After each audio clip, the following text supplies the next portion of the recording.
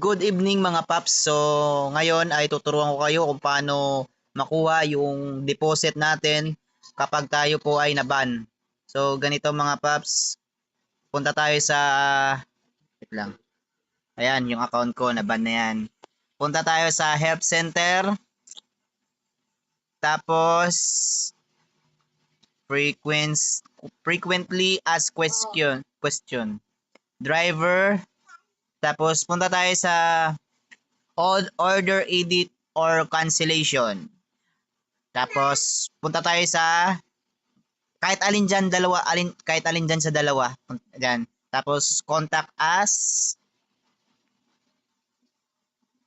Ayan. Tapos ito, yung pangalawa, yung una 'di ba hindi sinasagot ng customer ang aking tawag. Yung pangalawa, gusto kong ma-activate yung aking account. Ayan, pindutin natin 'yan. Tapos gusto kong bawiin ang aking pagkaban o suspension. Ayan, pinutin natin yung yung una. Ayan.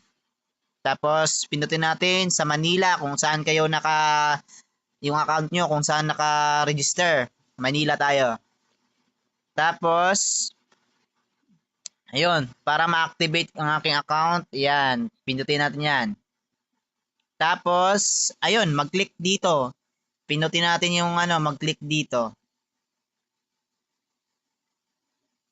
Ayun, may kakausapin ka na ng ng customer service niyan.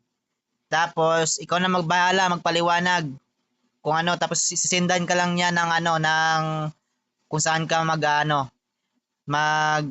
sign ng form para makuha mo yung deposit. So yun lang. So sa akin nakuha ko na kasi. So yun lang mga paps. Sana nakatulong sa inyo.